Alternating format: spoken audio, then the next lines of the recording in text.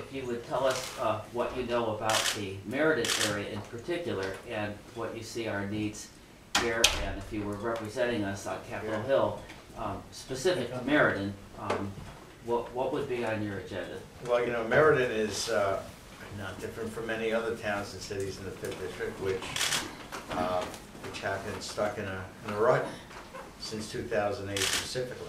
When the country went into a recession/depression, Meriden went into that same recession depression, and the other towns, the other 40 towns of the 5th District did as well. In Connecticut, we haven't pulled out. So we're struggling for jobs, trying to find jobs. We're losing our kids who are not coming back from colleges, who are leaving after graduation. They're not finding good opportunities here in Meriden, I'm sure, and other parts of the 5th District. Mm-hmm. So this is the biggest concern, I think, for residents of Meriden as well for the other 40 towns in the district. How about anything, though, specific to Meriden, known to you? I mean, local issues that you're acquainted with that... Well, I'm acquainted with the hub discussion and the grants that have come, which then have led the way now to the construction that's occurring right now, which the hub is a project, I think, underway in different forms for 20, 25, 30 years. So I'm sure this is going to be tremendous for the city of Meriden. Mm-hmm. I also understand that the rail line, or the changes to the rail, will bring about a shorter commute, you might say, because of the platforms that are being built here. Mm-hmm. So that you're not going to have to walk up. It will be level to the trains. That's, I'm sure, good. 6 minutes, 7 minutes every stop is going to be helpful. And, you know, I mean, I think that the city of Meriden, as well as other cities in the state, have issues, have problems, which are specific to them, probably because of issues that I'm not specifically running on, but state issues. For instance, the mill rate in Meriden is probably in the 50s. I'm guessing now, or the 60s or something like that. Waterbury's 58, Hartford's 60 or something like that. So when you talk about the cities being competitive with the towns immediately surrounding them, it's very hard because you have personal property tax, car tax, you have other taxes on personalty, and your tax rate is 2 to 3 times what the tax rate is for neighboring towns. You also provide more services in the neighboring towns. So these are issues that affect cities in a bad way, frankly, which make the cities less conducive for growth than the neighboring towns. On your website, you mentioned that you would end burdensome regulations that prevent companies from hiring and growing. What are some of these regulations, and how would you go about ending them? Well, regulations, I think, do affect growth.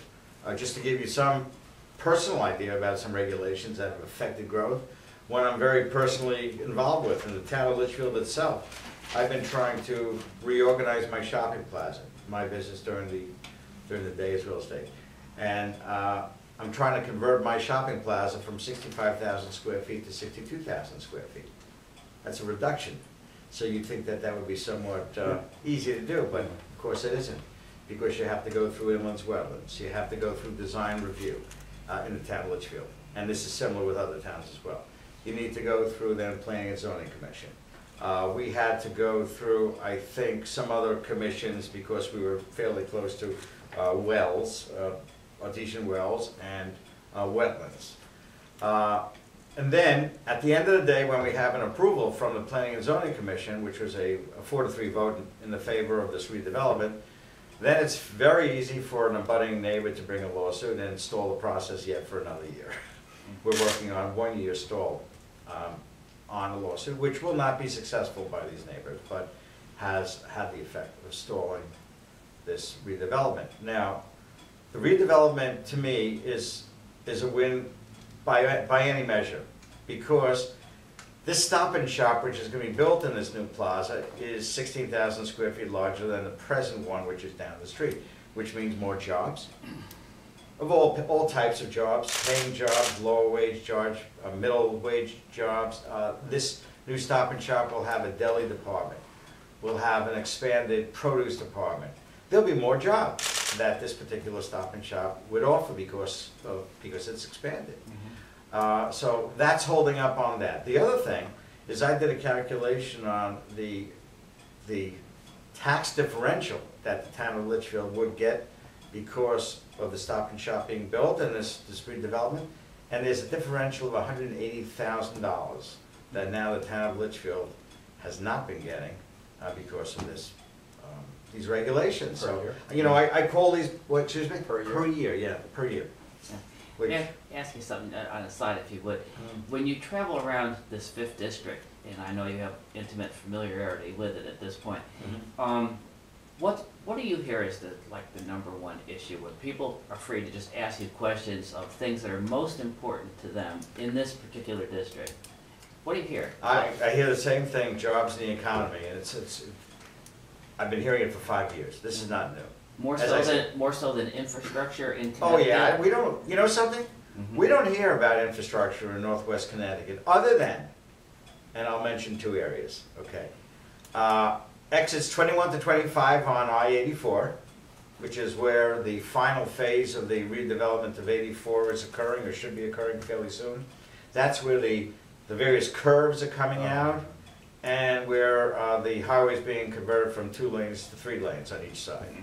Okay, so that's, if you are familiar with Waterbury, you'll know that you'll get stuck there during rush hours, morning hours and afternoon hours, all the time. We are veterans of that. You're veterans of I-84. Well, you also know that for the next 3 years, you'll be stuck there at all hours of the day. You'll have to figure out a way to go over the mountain. I think it's in the south, there's another state highway that essentially goes over a mountain. Through Prospect. That's right. And through Cheshire. What road is that? It's Route 71. 71. Yeah. 71? Or 70, what? Yeah, well anyway, we'll have to all figure out that back road because the next 3-4 years will be fairly brutal on 84 and Waterbury. Then the other area, for those who know Danbury very well, is essentially from the Route 7 Federal Road exit all the way through basically the Lake Avenue or exit 304, you'll get backed up at all times. Other than that, when you're talking about the repaving of roads, for instance, in northwestern Connecticut, they're done on a fairly regular basis, amazingly so. And it seems that the state of Connecticut needs to purchase a certain amount of asphalt every year, and they do a pretty good job of at least distributing northwest Connecticut. So those 2 areas are areas where infrastructure is an issue, you know. In other areas of the state, of course, for instance, Bill and I were going down to Washington about 2 months ago, and we were at the railway station in Bridgeport, I think it was Bridgeport, and we were stuck because the bridge over the East Norwalk River was stuck up. This is a bridge that's 150 years old, and we had to just get in the car and run down to Washington because they couldn't tell us when the bridge was going to be fixed. Of course, that funding is underway now to completely fix that. Yeah, I That's understand. already been addressed, Yeah. This is kind of an oddly shaped district with merit on the end. Yes, it is, yeah. Are you familiar with any local politician? Have you worked with any? I know Manny Santos, you know, very well. I frankly thought it was tremendous that he won. Didn't expect him to win. I think he's doing a great job. We're in contact with him, you know, fairly often. And, you know, it's hard to know all the local politics of 41 towns, but, you know, on election day, I was very happy to hear that Manny won his election. I also have been sort of keeping track with the issue with Lenny Rich. I've seen it in the paper a couple of times.